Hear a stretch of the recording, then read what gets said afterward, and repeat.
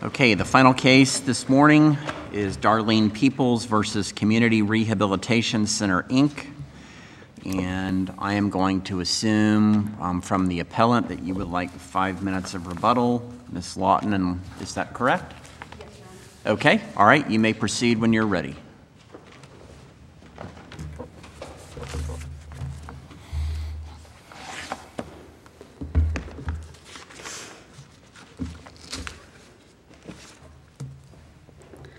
Good morning, Your Honors. May it please the Court?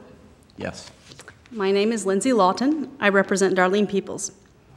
My client, Ms. Peoples, was the plaintiff in a claim under the Florida Whistleblowers Act. The issue on appeal is whether the trial court erred in granting summary judgment for the defendant, Community Rehabilitation Center, or CRC for short.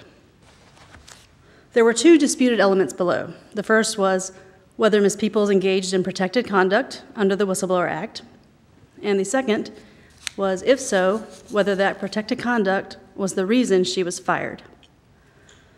The trial court correctly declined to premise summary judgment on the first element, but the trial court erred in concluding that there was no genuine dispute of material fact as to the causation element. Since Ms. Peoples won on the protected conduct element, I intend to focus on the causation element this morning, but of course I'm happy to answer questions on either element. So, Ms. Lawton, the focus of the case from your perspective is that the reason why your client was fired from her position was because it was a retaliatory action by the employer. Is that correct? That is correct, Your Honor. Okay, and the retaliatory action was your client. I believe the theme of your case is your client was making complaints or expressing concern about not being properly licensed when she changed position from within the company that she was working for. Is that correct? That is correct, Your Honor.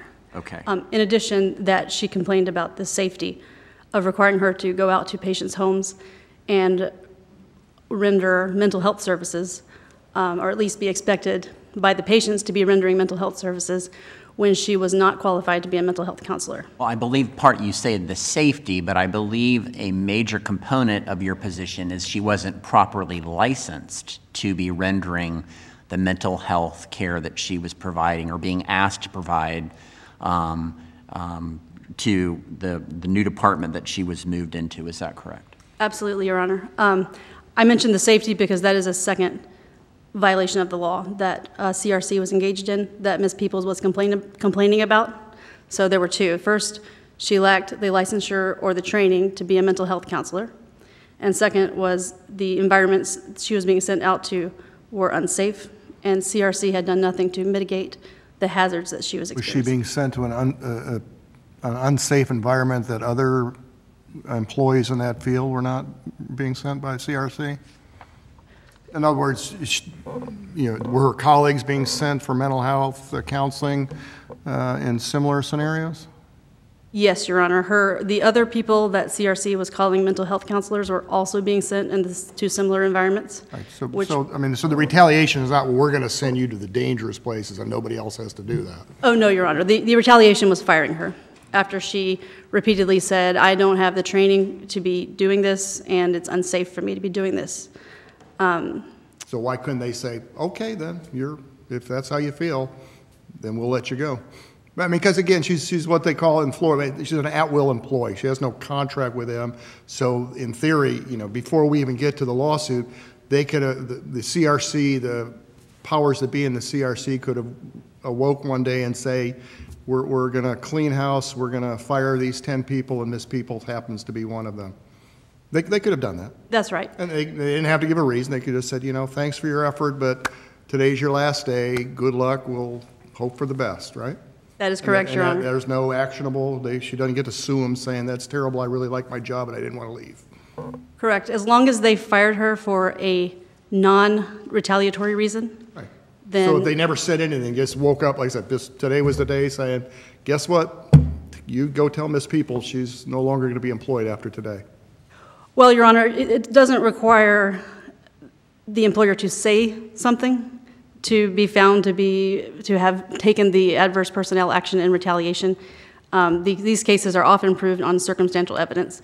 So even if CRC didn't say anything that incriminated them, so to speak, Ms. Peoples might have had a case. Well, let me add more. So let's say she was still working in the other counseling position, not the mental health. She was working her job that she was always working, was happy with it.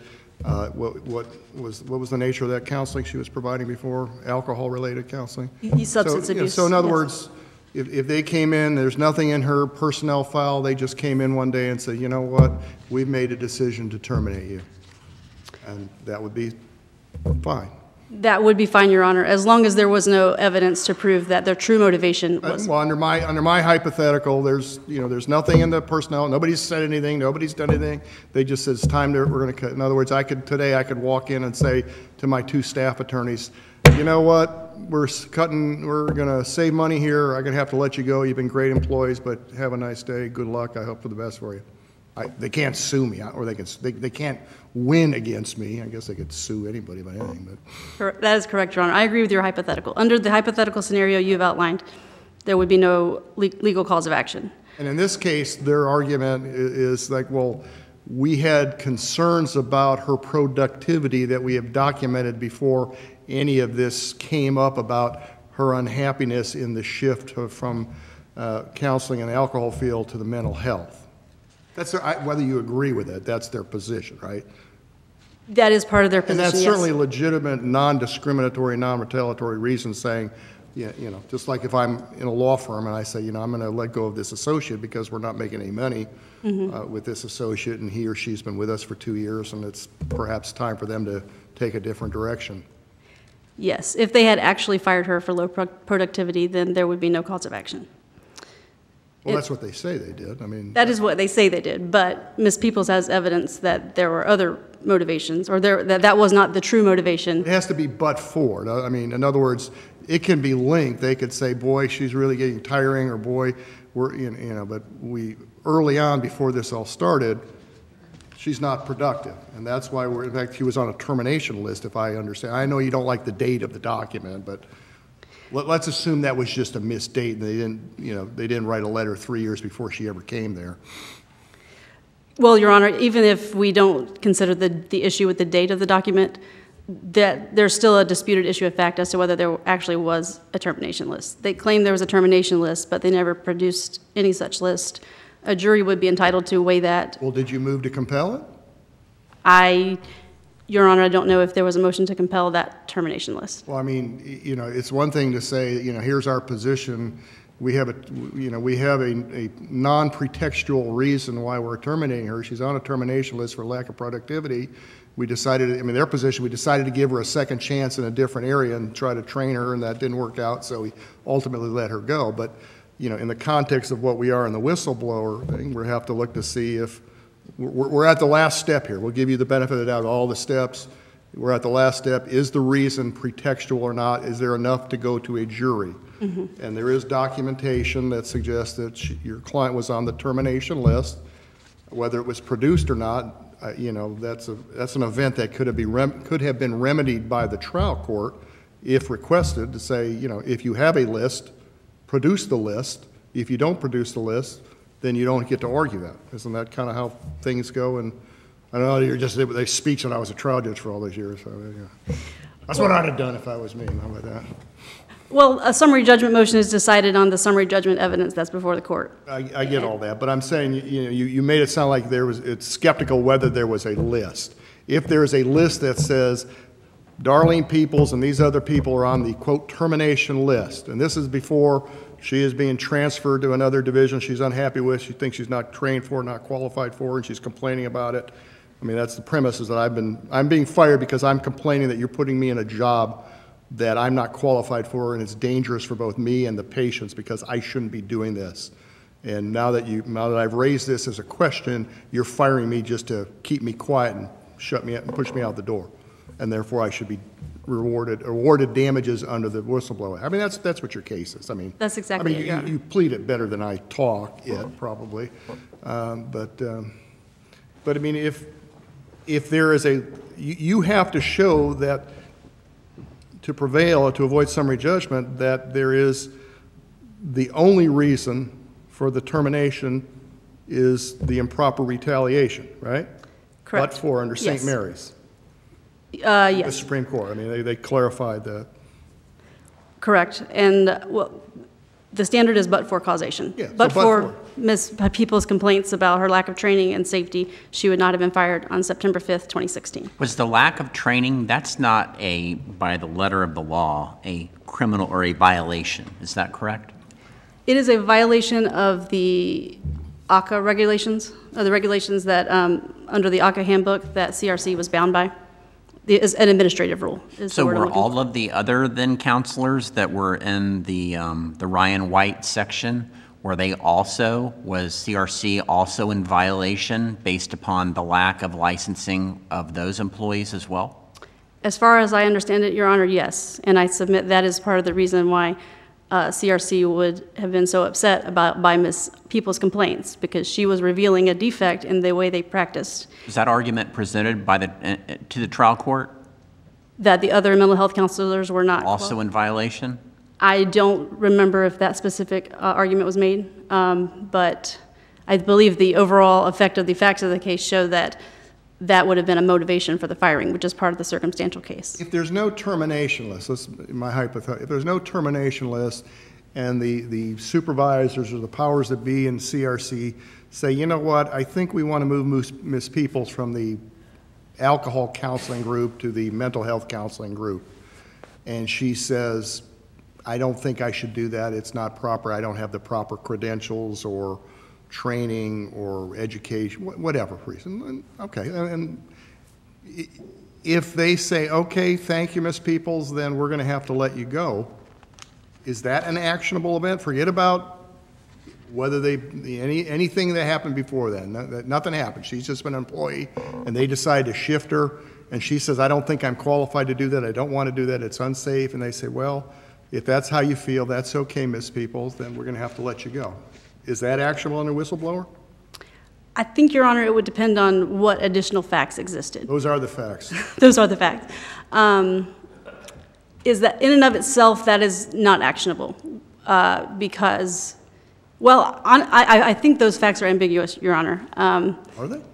Yes, because it's not clear under the scenario, as far as I'm understanding it, whether in the hypothetical, when CRC moves her to the mental health counselor position, is it because they can no longer use her as a substance abuse counselor? Are they telling her, we don't want you to be a substance abuse counselor, but we're going to offer you this new position?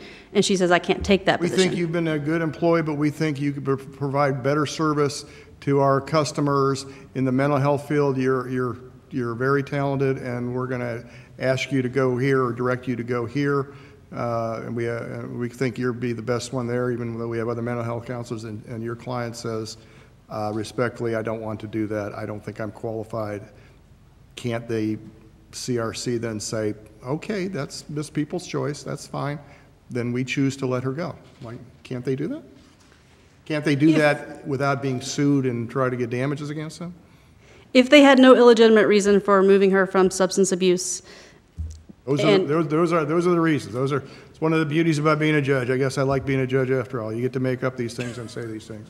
But obviously, it's to explore the issue of law that we're talking about. Yes, Your Honor, I appreciate It's not just for laughs today. It's to understand what the principle that you're under and guiding and how that applies broad-based, depending on what we do here and what we write or if we, things of that. And you understand that.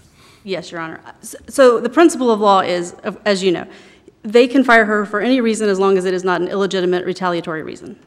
And so under the facts that you're describing, it is not clear to me whether it would be an illegitimate retaliatory reason. It sounds like to me, Your Honor, you're saying they determined in this hypothetical world that they didn't need her in substance abuse anymore and offered her a new position as a mental health counselor, and she declined it. I don't think that would be actionable, but that isn't what we have here. What we have here is she said, I'm willing to do the job for you if you want me to with training. They would never expressly agree that she wasn't qualified for it. In fact, to this day, I think they assert that she was qualified for it. And so even if they might have had some legitimate reason for firing her, that isn't what they did. They fired her because she complained about lack of training, while they still believed that she did have or at least purported to believe that she still had the training, and kept other people who lacked that training in the role, including Ms. Halima Scurry. Wasn't there a June 2016 employee status payroll change document that documented the concern as far as your client's productivity within the company? Specifically, that document said you can maintain your current payroll level as long as you, in transferring to this new department section, that you increase your productivity, and she was given some parameters for that productivity expectation. Is that correct? I believe what they said was not as long as you increase your productivity, but you increase the caseload of the Ryan White program. So even when Ms. Peoples went into that position, the Ryan White program didn't have the number of patients that CRC wanted, and so they took her allegedly because she was not productive in her prior position, and they said, come to this other program that is failing and make it better, and if you don't, we're going to dock your pay. That is my memory of what the record said about the productivity. There was some. You're in your rebuttal time, but I'm sorry to ask a question and then tell you you're in your rebuttal time. You may answer the question. I may give you some additional time. So. Thank you, Your Honor. I would like to answer that question. So there were some references, it may be in that same document you're referring to, about insufficient billing or something. But one thing to remember is, even if we assume that it's true, which I submit to you based on the arguments today and as more thoroughly discussed in the briefing, that there was certainly a jury question as to whether there was ever a termination list. But even if we assume there was one and that they found her low in productivity in June, she wasn't fired until September. Had they fired her in June and said it was for low productivity, we wouldn't have an issue. But what they did was they kept her on, and she complained about their policy that was violating the ACA handbook, and they decided that that was too much. And their termination memo actually references the fact that she was talking to Gaffney and Goodman. What was she talking to them about? She was talking to them about their violation of the ACA rule. And the Alvarez case cited in the briefing from the 11th Circuit supports that, the argument that had she been fired in June for low productivity, that would be one thing. But she didn't. She wasn't fired then. She was kept on, and they developed an illegitimate purpose for firing her. And if there are no further questions at this time, I would like to save the remainder of my time for rebuttal. Okay.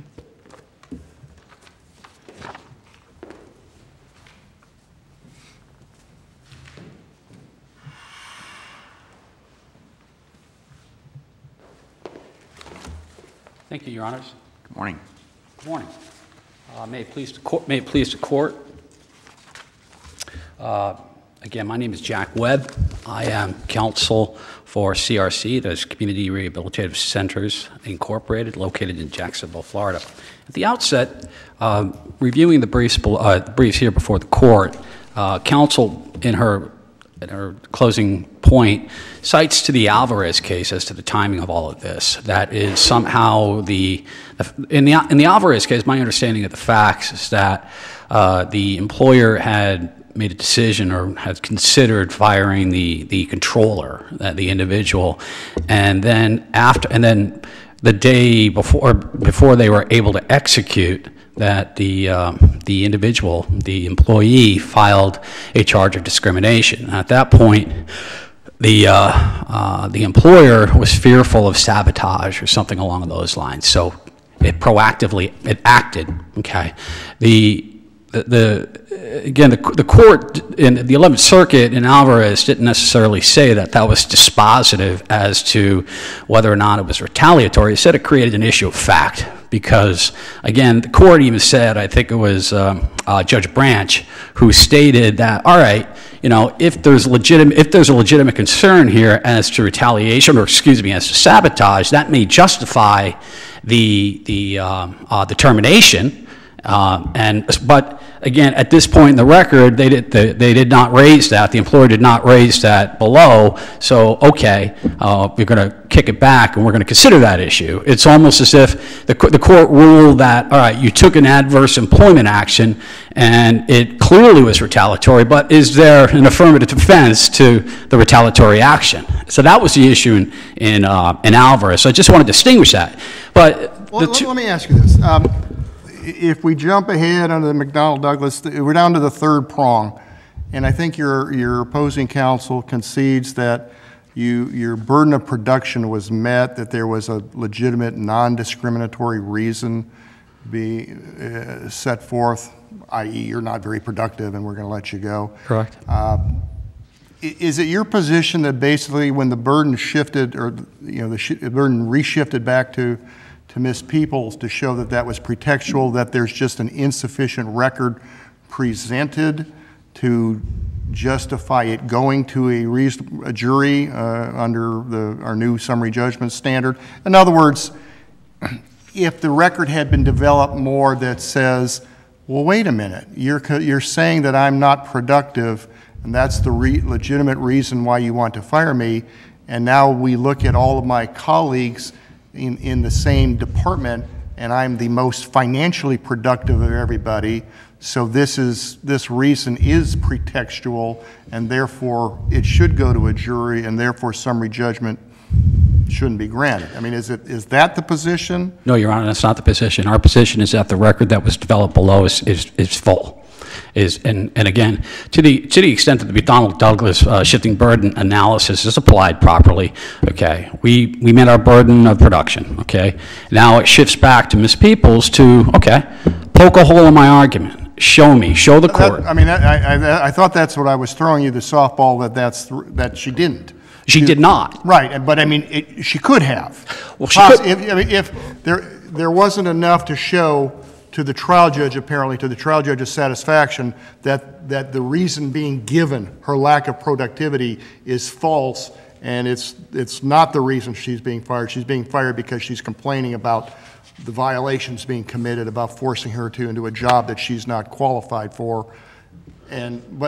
So that became the problem for Ms. Peoples below, and as it seems like your argument here would be the same problem she has here. Your Honor, what they're arguing here is basically a rehash, a restatement of the record below, because the record below clearly established that, again, with regards to the purported violations of the OSHA General Duty Clause, well, after Ms. Peoples complained that there wasn't sufficient training, or she didn't feel safe under, pursuant to the OSHA requirements, that CRC had a meeting and it brought all the clinicians in. Wasn't there a response? I guess there was a recommendation from the chief operating officer that Mrs. Peoples and other employees go to this training with Heather Vaughn. Heather Vaughn? Heather Vaughn, V-A-U-G-H. There were, Your Honor, there were efforts to go above and beyond the requirements as, Well, specifically, we can talk about other efforts, but I'd like to focus on this training. There was a recommendation that she go to this training with this Heather Vaughn, and the training never took place. Is that correct? No, that's not correct, Your Honor. I don't believe that's the case. I believe that that all of the required requisite training, in addition to the additional efforts. On page 1539 of the record, there is the allegation that the training with Ms. Vaughn never took place. Is that accurate? I do not believe that is accurate, Your Honor. I do not believe that's accurate. My understanding of the record is that that all of the requisite training was provided to her pursuant to Deirdre Kelly, who was responsible for administration of the Ryan White program for the city of Jacksonville. I think the record further reflects that after, I think it was Erica Goodman, had a conversation with Miss Kelly at the city of Jacksonville, she reached out to I guess, whatever the state administrative agency is, to clarify that they were doing everything right with regards to providing the appropriate training. I'm sorry, Your Honor? But Miss Kelly is not Mrs. Vaughn, correct? That's correct, Your Honor. She is not. Okay. What's the significance behind this, the dating of this, I guess, email? It's June 14th, 2010, or June 14th, 2016? That's a great question. I mean, Your Honor, it was apparently, well, clearly, Ms. Peoples was not employed with CRC in 2010. So it was a typo, apparently. And Pretty big typo to hang your hat on with regard to facts of this important case. well, Your Honor, we had produced that, as courts probably well knows, this case has been going on for a long time, and there was a lot of discovery propounded in this case. And we produced that, I believe, back in I think it was it was very early on in the case. And there were some allegations raised as to its authenticity at the trial court, at the hearing of the motion for summary judgment, Your Honor.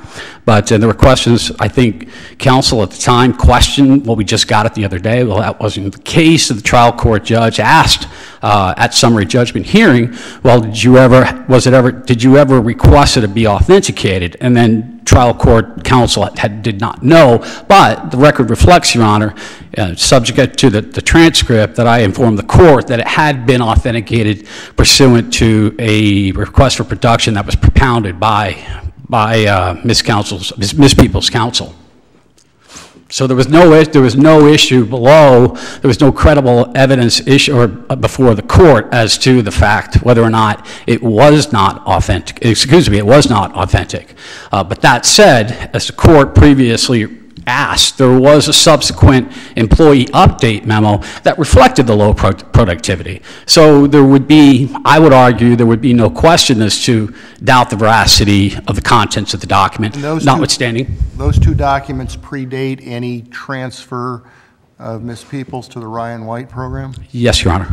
Okay, so your position is the evidence before the trial court for summary judgment purposes showed that before there was ever any discussion about this transfer that became problematic in Ms. Peoples' minds, that it was already being discussed that we may not keep her as an employee because she's not productive she's not making money.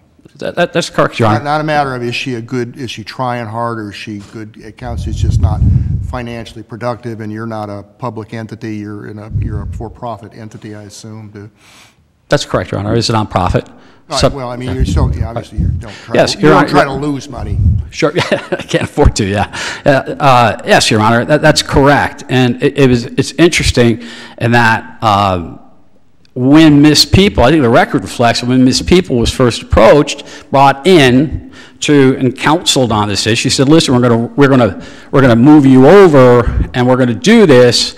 You are a master's level clinician at this point and you are qualified to do this. She didn't object to any illegality. She didn't object, say she wasn't properly trained. She just, I don't want to do this. And so the narrative somewhat evolved over time, which is fine, but it all evolved over the time subsequent to the employer's, CRC's, documentation of the productivity issues and the need to move her. That said as well, she was informed, Your Honor asked a couple of questions about the employment at will status, and her employment file reflects the fact that there's an acknowledgement of employment at will status, and she was told at the time of that initial meeting that if you don't take this, if we don't move you, we are going to have to terminate you.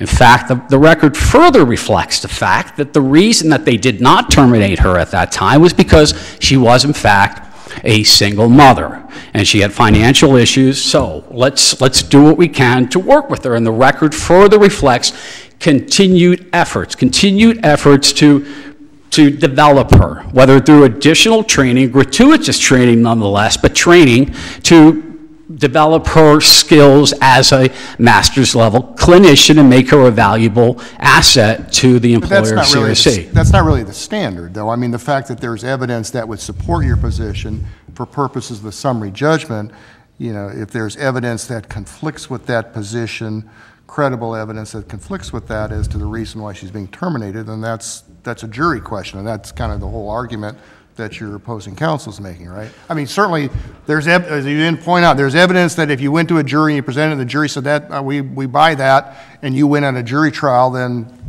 that's why we have jury trials. Well, Your Honor, I would respond and say it's all about the timing of the proffering of the evidence. Again, prima facie case, burden of production, shift it back, poke a hole, introduce evidence in the record at summary judgment as to why there is a question of pretext. No, I agree, that's the standard.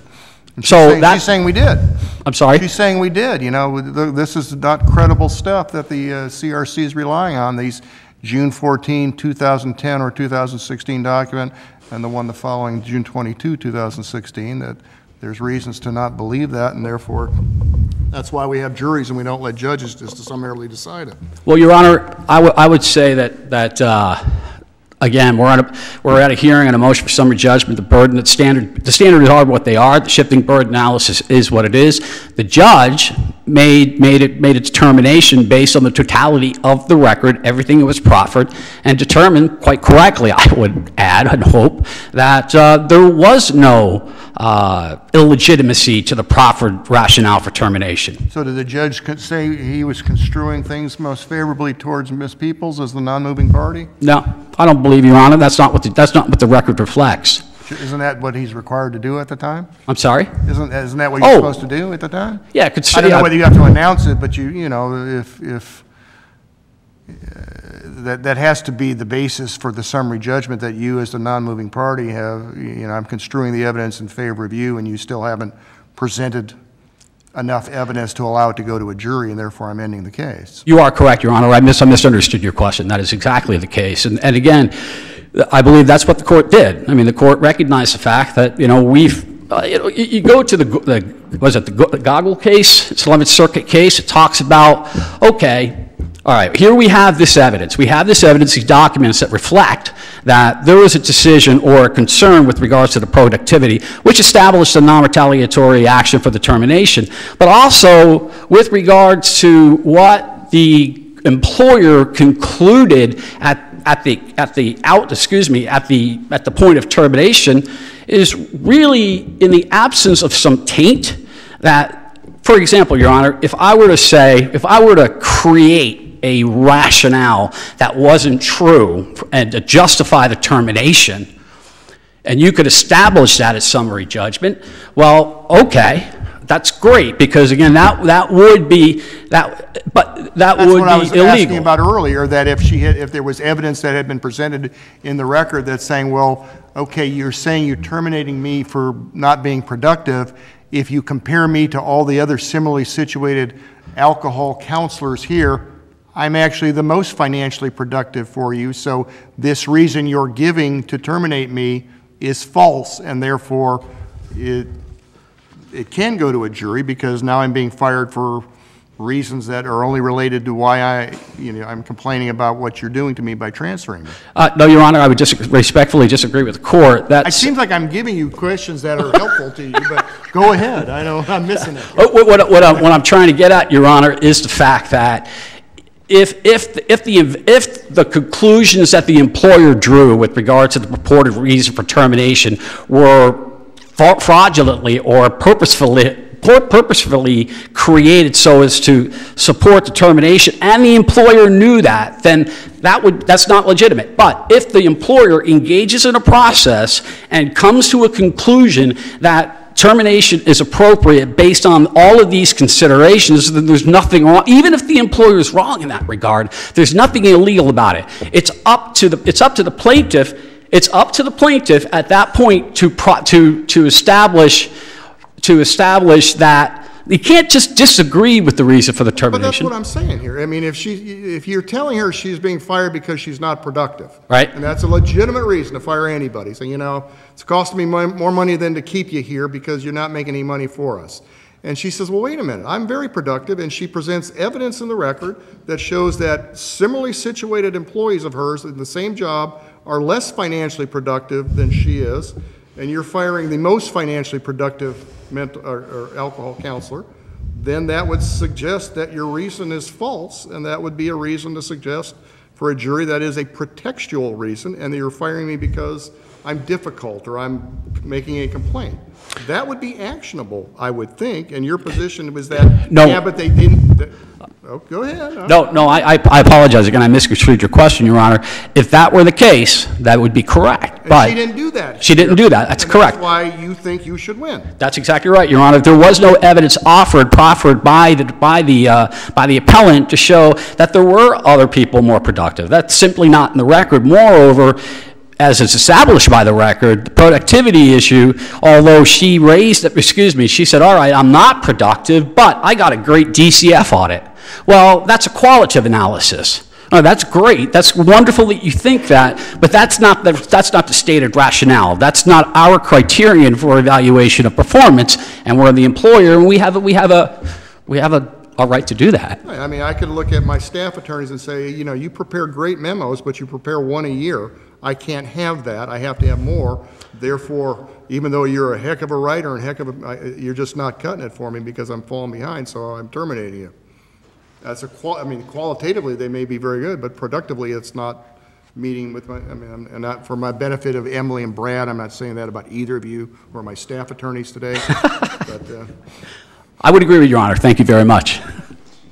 Do you, you also made the allegation your client did that Ms. Peoples was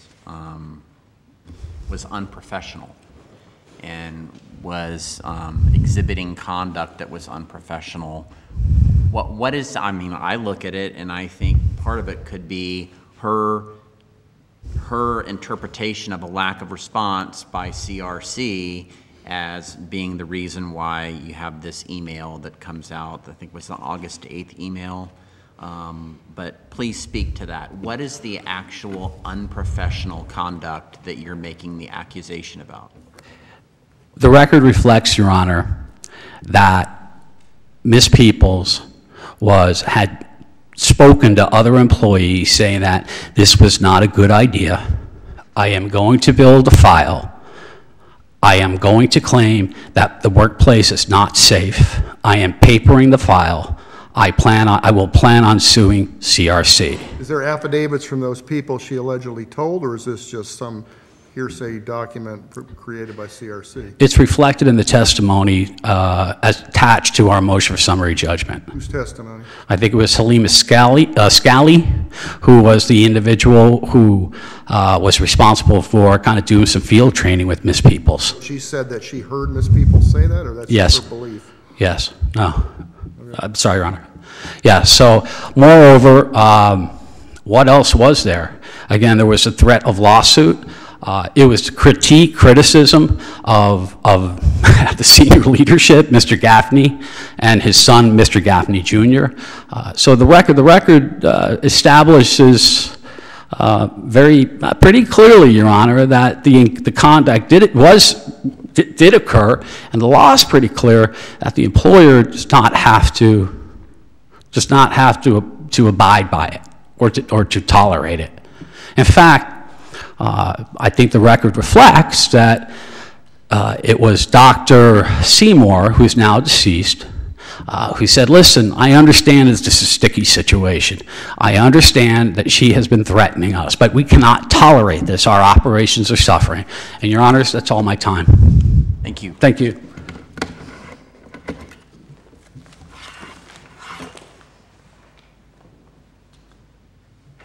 Counsel, you've got 2:42. I'm going to give you another minute based upon my questions, so give you a little short of 4 minutes. Okay? Thank you, Your Honor. If there is any evidence in the record from which a jury could find that the reason Ms. Peoples was fired was that she complained about the lack of training and qualification for the position or the lack of safety, then summary judgment must be reversed. Is that right? I mean, let's. If there is evidence, she's the one complaining about it.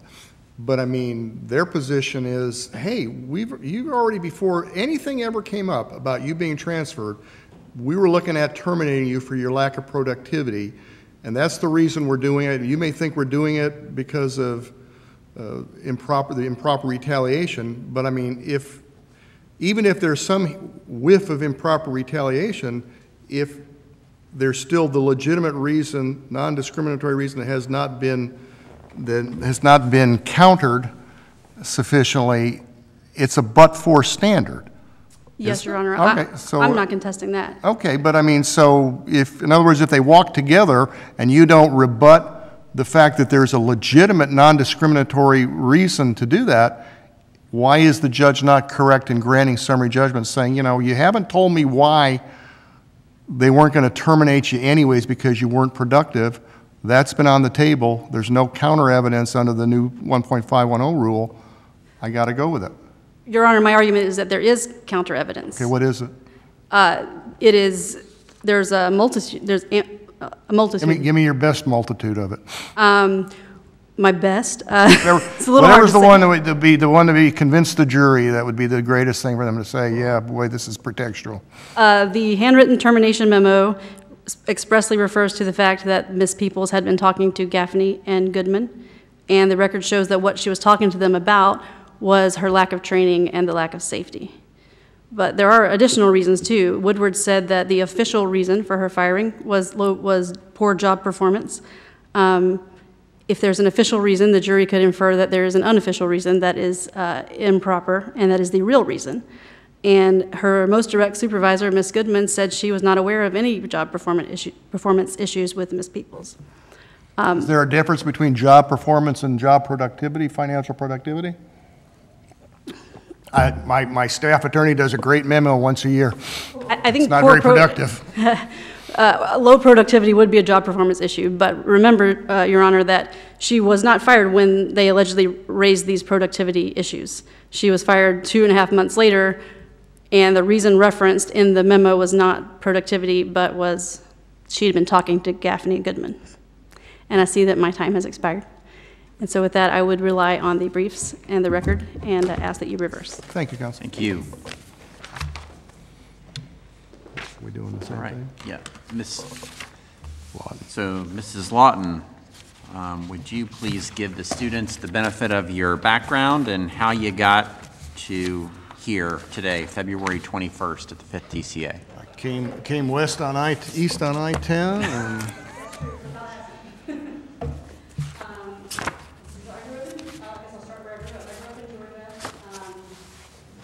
Was always interested in the law. I did mock trial in high school and policy debate, and so I think a career arguing was always a natural thought that I had. I went to college at the University of Georgia, majored in English and Spanish. During that time, for a while, I was undecided whether I wanted to be an English teacher or a lawyer. I knew people who were teachers at the time, and they were very stressed out by it. Of course, law is also a very stressful field, but I made the decision to go to law school. It was kind of a toss-up. While I was in college, my family moved down to Florida, and so I followed them here and went to the University of Florida for law school.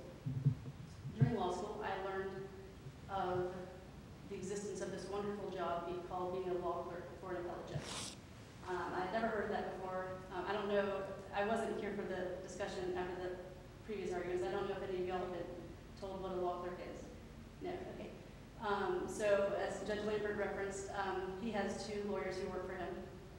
And every judge on this court has at least 2 judges that work, lawyers that work for them, and they look at all the attorney's briefs, they look at the records, they discuss the cases with the judges if the judges want, they do research for the judges, they just assist in whatever way the judges want to use them.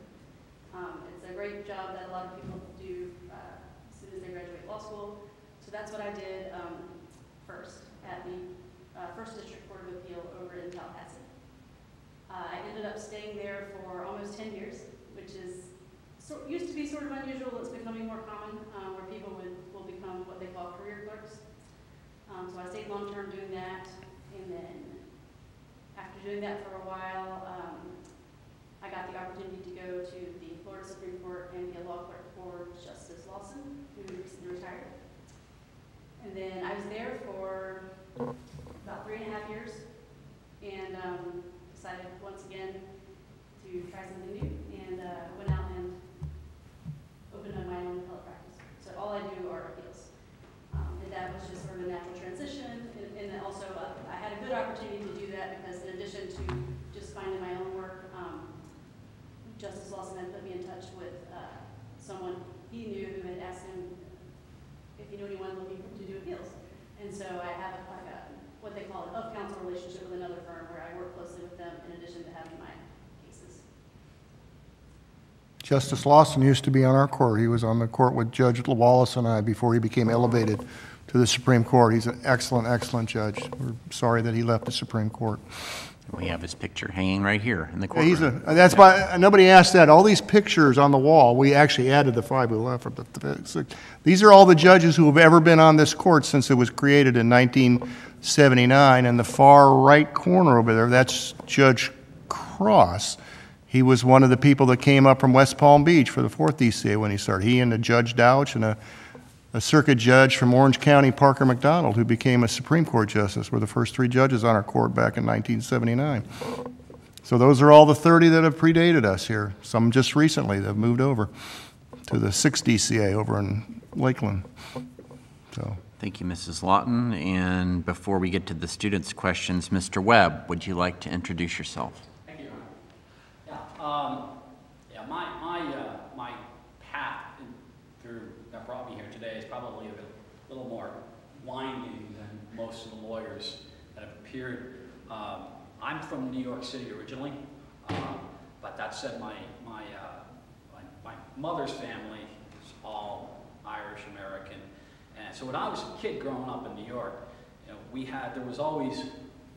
always had the family lawyer, because it was like you had your priest and you had your lawyer, right? So, and our lawyer was a guy named Owen Carragher, whose parents were from Ireland as well. And anytime there was an issue, my grandmother would say, gotta call Owen. And he was a solo practitioner in Yorktown Heights, New York, and he was just a great guy. And his son now is retired. But he was always kind of a mentor, just kind of he was a role model to me to a certain extent. And then my father's side of the family, my father was adopted. So he didn't know his family, and he always wanted to be a lawyer, but he was just never had the opportunity to do so because, you know, he just grew up in Florida, grew up very, very poor, and never had the, very smart man, but never had the opportunity to do it. And he always wanted me to go to law school. And quite honestly, I resisted. I resisted because my undergraduate degree, I went to a small school, Iona University in New Rochelle, New York. I was a history and theology major. And interesting because I think I was attracted to the law because of the historical foundations of the common law. And I think there's a lot of parallels between theology and law as well. So, but I resisted, and I wound up going to, after playing some music for a while in New York and starving to death, I came to Florida and I got a master's degree in business and finance at the University of Florida, went back to New York, worked on Wall Street for a number of years, and then got tired of that, came back to Florida. I was playing music in St. Augustine, much to the chagrin of my father again, and he said, you got to do something with your life. And I said, all right. So I took the LSAT and I got accepted to the University of Florida. And lo and behold, I came out of law school. I did fairly well. I wasn't law review because I had other responsibilities. I'm married, and I had 2 children who were born when I was in law school. But I wound up in Jacksonville, Florida, of all places in the world. So here's this guy coming out of the Bronx, New York, wind up in Jacksonville, Florida, working for Mahoney Adams and Chrysler. Your Honor remembers Mahoney Adams. And this white shoe, blue blood law firm, oldest law firm, continuing law firm in the state of Florida at the time. But it's interesting. Years later, before my father passed away, I had an opportunity. I tracked down his natural family because he had never known them. Turns out, is it nature or nurture? He has a first cousin who is who's a professor at George Washington University School of Law in D.C. and he worked on the House of U.S. House of Representatives Ethics Commission for years and years as their counsel. But anyway, I went to law school, worked for Mahoney for a while, did civil litigation. And went to I was with another labor and employment law firm for a couple of years, and then had an opportunity to go in-house